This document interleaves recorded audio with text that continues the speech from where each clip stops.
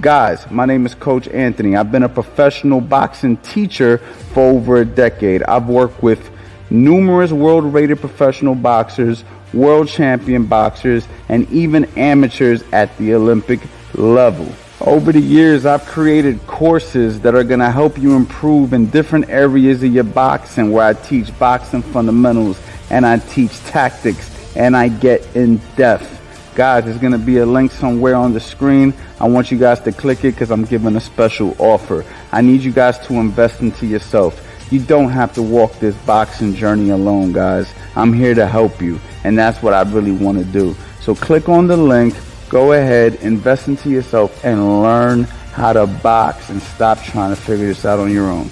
Boxing life.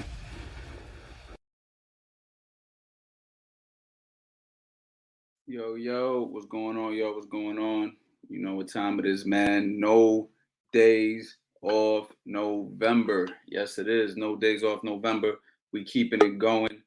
And we got a lot to talk about, man. I'm really excited. It is fight week. We got, our fighter, Raymond Ford, this Saturday fighting on DAZN on the Montana Love undercard. Today we're going to bring in the team. We're going to talk to the team. We're going to talk to Coach Reg. We're going to talk to everybody involved that's helping Raymond Ford.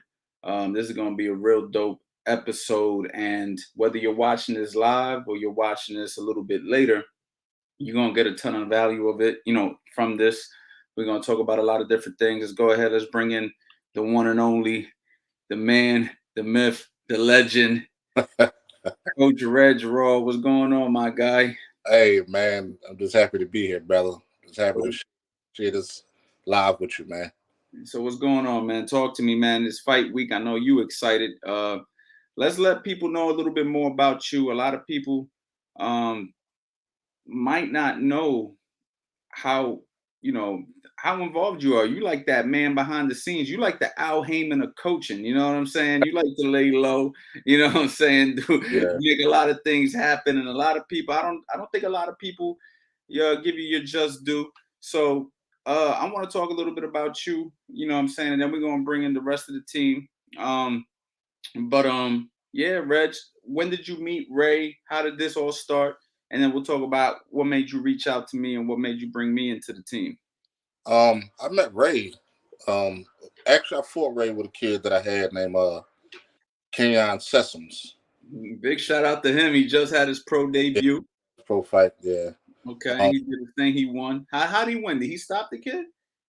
No. Him and Ray went to decision. He beat Ray. No. I'm talking about his pro debut. Yeah. He stopped the kid. Oh, okay. Yeah, he stopped the kid. So shout out to him, man. All right, that's what's up. I met Ray at that fight, but I really didn't know who Ray was. I always heard about him. They used to say he was good, but when he fought Kenyon, I'm just like, yo, this kid is better than what they're saying he was. Like, they never said he was this good. They said the kid was all right. You know what I mean? So when him and Kenyon fought, I just knew that at that time, Kenyon was just a grown man and Ray was still a kid at that time. You know what I mean? So it's pretty much like, Kenyon, we can't box him because he's beating us to the punch every time. Like, we got to go and get this kid. We got to go and walk him down because he's still a baby. You know what I'm saying? The Kenyon was a grown man. So, we beat Ray. It's funny because Ray said he liked Kenyon so much to the point where that's the only get back that he don't want. Right. You know what I mean? But after that, Ray was looking for a coach. And I reached out to him because everybody was calling me, man. There was a lot of people that was calling me and just was telling me, like, yo, you should train the kid Raymond Ford. And still, I'm just like, yo, who the hell is Raymond Ford? And they was like, yo. And that's when Kenyon was telling me, he was like, that's the kid that I fought. And he was telling me, he was like, yo, he's something different now. He ain't the same when I fought him. So now, how long ago was this when Kenyon fought Ray? How long ago was this? I think this was like 16, like 2016. Oh, okay. So this is a while ago. Yeah, this is a while ago. Yeah. Okay. And like I said, like Ray was still a baby at the time. You know what I mean? Ray was still a baby. He still had like crazy skill. He always had speed. He was always sharp. He was always slick. But Rel had called me and was like, yo, I want you to train, like you're gonna train Ray. You know what I'm saying? And I was like, all right. I was like, all right. So I reached out to Ray. I went and picked him up the next day. And when he went to the gym, it was just like you can tell this kid was just something special because it was just like this kid was sharp, man, sharp. You know what I mean? So he started sparring and it was doing his thing. You know what I mean? So that's how we end up. That's how we end up meeting. Okay. And then obviously, so when you got Raymond, he was still just amateur.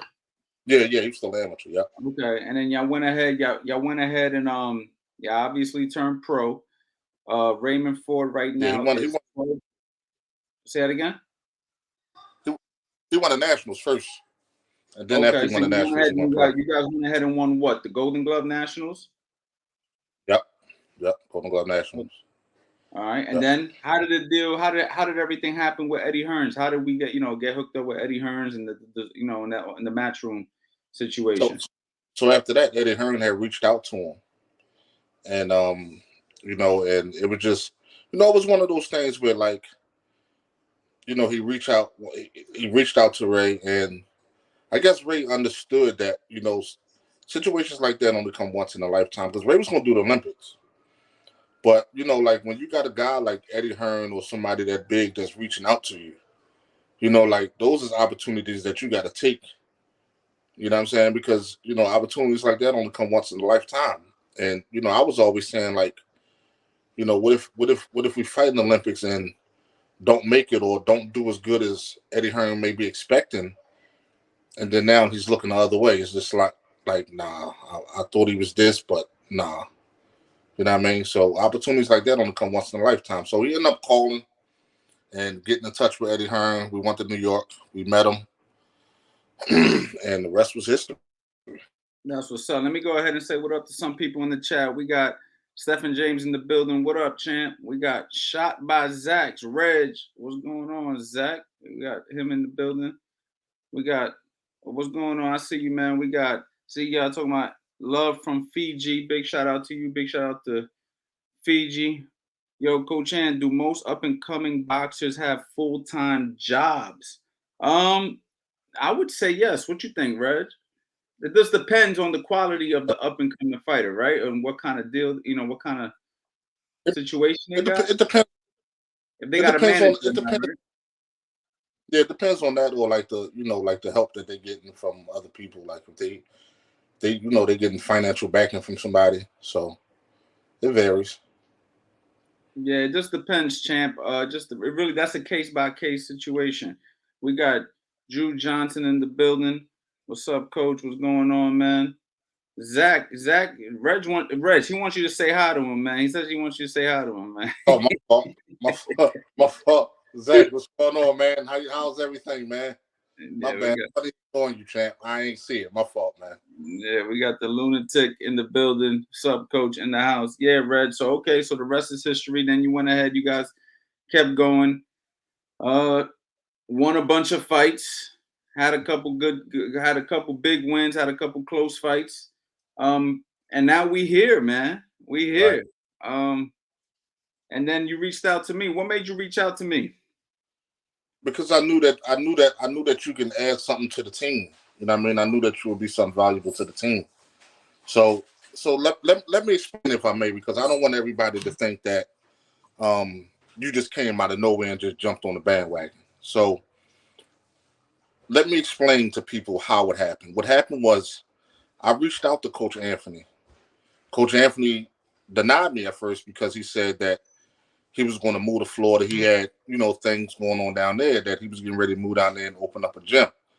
So he told me, he said, listen, I can't do it right now, but what I can do is I got a few fighters that I can, I can let you, I'll let you work with them and I'll lead them with you when I move down Florida. I said, all right, cool.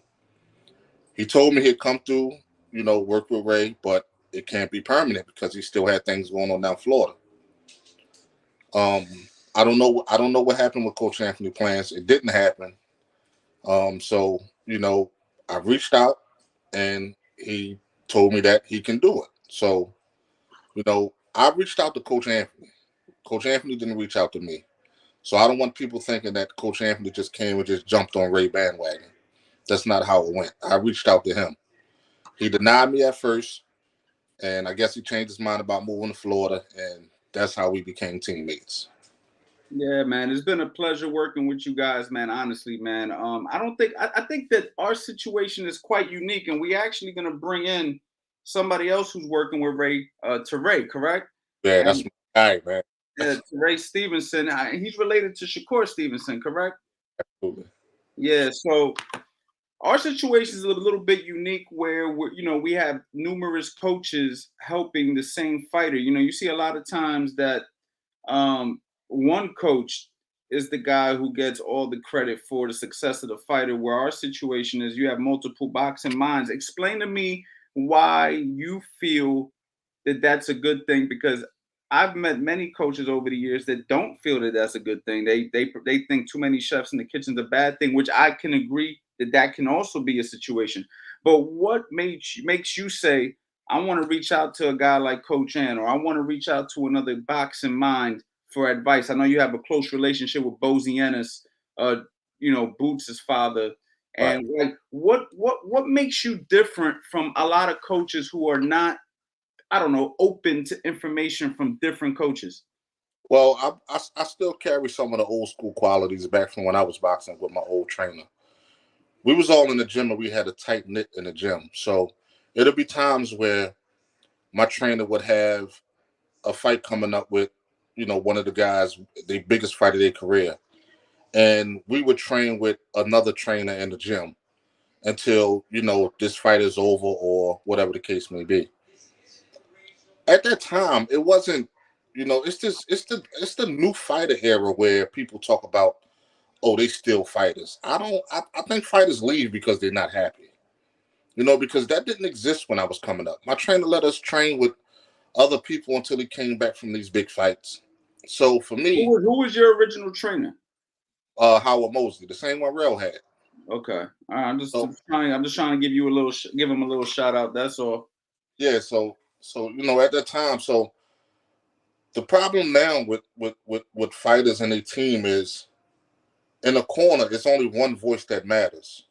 You can't have that with a team because when you got a team and you got multiple fighters, it's going to be times where those fights going to have to break up. So you might got a guy fighting on the fifth in Chicago, and then another guy fighting on the sixth in LA.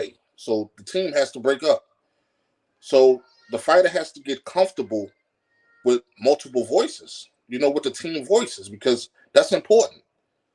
So I like the fact that how Ray take to your voice, how Ray take to uh, Ray Stevenson's voice. You know what I'm saying?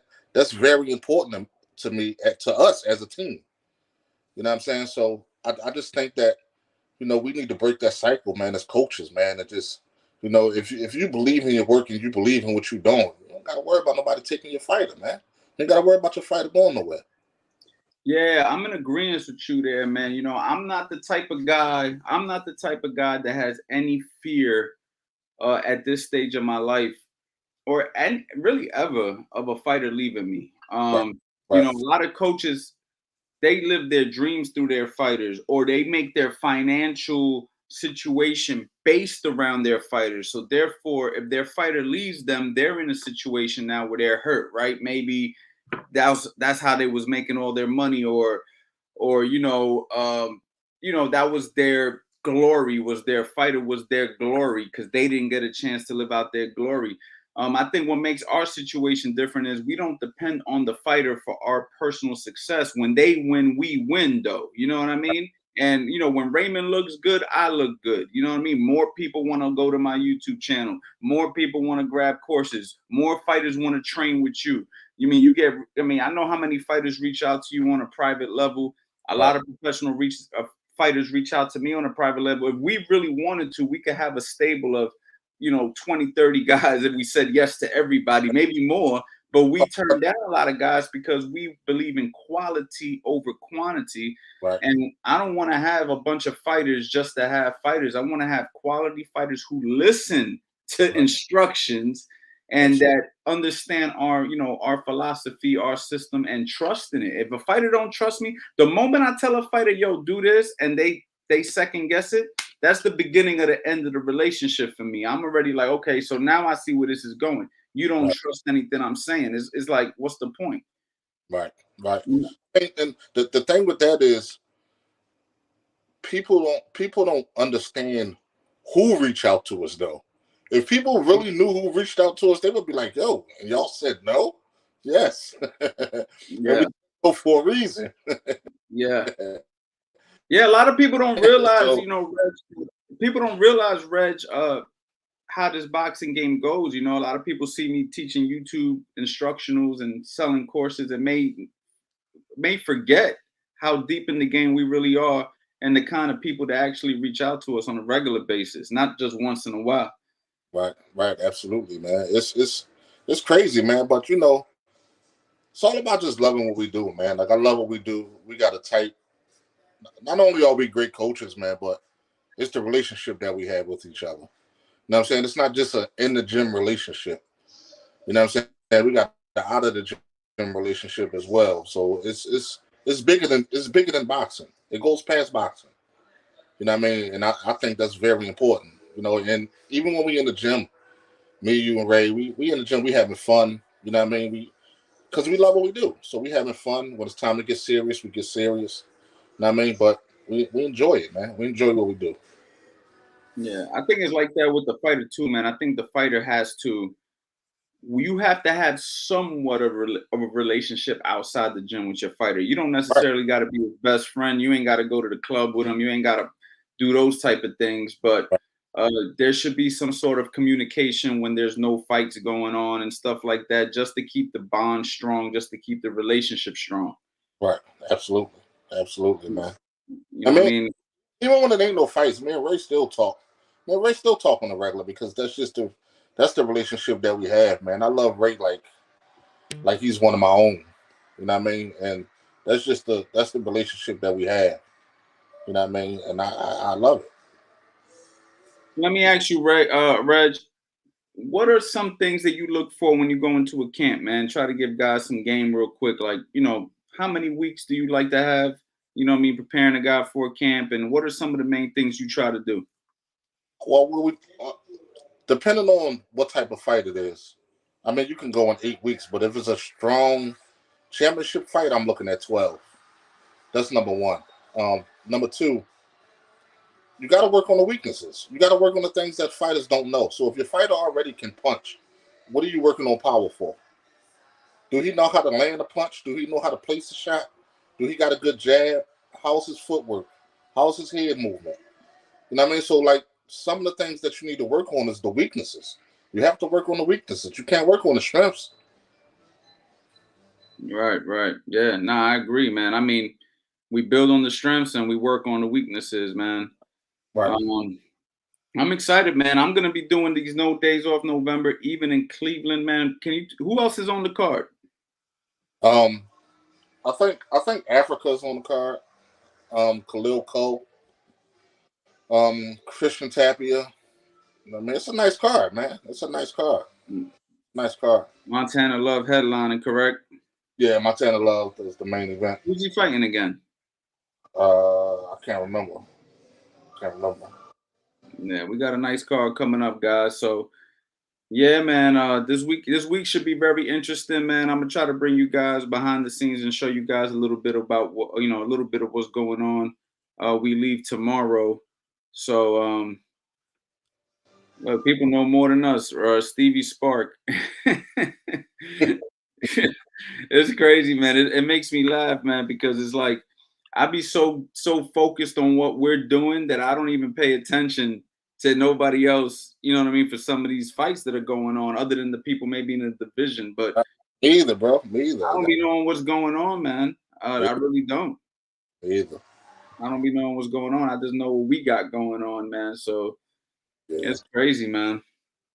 If anybody got some questions for Reg, drop them in the comment section. Like I said, No Days Off November, man. We'll be on here every single day for the next 30 days, whether I'm on here for 30 minutes or I'm on here for 5 minutes or I'm on here for 2 hours. It just depends how the lives go. Some lives are great, some lives are a little slower. So depending on what's going on will depend on how long we stay on here. But if anybody got any questions for Coach Reg, you guys don't get a chance to see him every day, man. Drop them.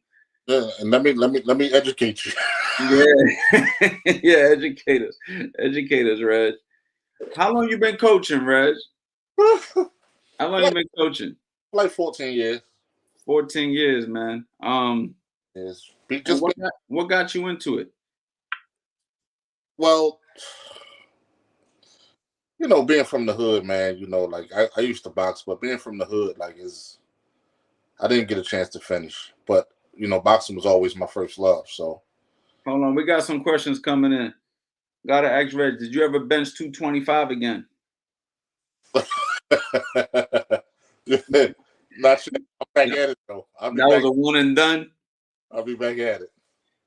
Sub coaches, what do you guys think about B-Hop versus Trinidad fight? I'm in awe of B-Hop style and technique. Man, that's a throwback, man. I think the B-Hop Trinidad fight is what educated me to boxing, to not just pick fighters due to race. I remember I used to pick Trinidad to win every single fight because he was Puerto Rican, and I ignored the facts of I just ignored how good Bernard Hopkins was. It was like I didn't even see it. You know what I'm saying? Because I was so fascinated with the fact that he was a Puerto Rican fighter, and of course, I'm from Puerto Rican descent, so it was very easy for me to fall in love with Felix Trinidad. So it shocked me at that moment, but after that, I really went down a rabbit hole of really learning boxing from a fundamental standpoint. How about you, Reg? Well, for me, I knew that Bernard Hopkins had him. I knew Bernard Hopkins was going to beat him. Once Bernard Hopkins threw the flag down, I said Trinidad lost. He left it all in Puerto Rico. That was his main focus, just Bernard Hopkins throwing the flag down. When Bernard Hopkins threw the flag down, he left everything in Puerto Rico instead of bringing it to the ring. You know what I'm saying? So he was so angry that it was just, I'm just going out here and I'm going to get him for Puerto Rico instead of sticking to the game plan. So I feel like once Bernard threw the flag down, I feel like he lost already. So let's talk about that for a second, because you're in your perspective, it was the mind games that led up to the fight more so than the skill set. I mean, it's a little bit of both that played a part. Now, I mean, Bernard is a veteran, man. So he's crafty. He does all of the craftiest things, man. But I'm gonna say it was probably like a 60-40 skill set, 40% of the mindset. Because Trinidad was on fire when Bernard threw that flag down. I mean, like not only him, but every other Puerto Rican too, but just him. Look at if you go back and look at when he threw the flag down, look at Trinidad facial expressions. Like he was in awe. Like he didn't know what to say or know what to do. Now, I mean, he had to look at everybody else like, yo, did y'all see what he just did? You know what I'm saying? So I felt like he lost at that point. I felt like it was over at that point. He couldn't win. Right.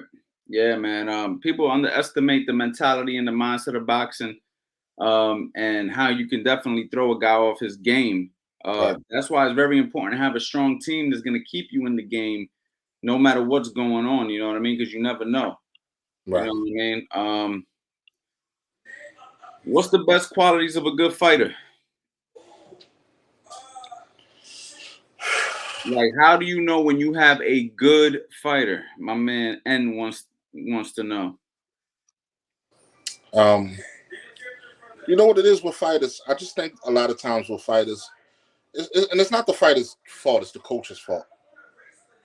Fighters have to have basic fundamentals. There's a lot of fighters that don't have fundamentals. It's you got to have a good jab, and I think that the jab is the key. You got to have a good jab. That's for starters. But you want a fighter that's going to listen. You want a fighter that's going to listen. And everybody don't have a heart for this game. Boxing is not a game. It's people that die all the time in boxing. Boxing is not a game. But you definitely want a fighter who listens, man. For sure. Yeah, man. All right, y'all. I think we're gonna keep this light today. We're gonna keep it short. Reg, man, we got a long week ahead of us, man.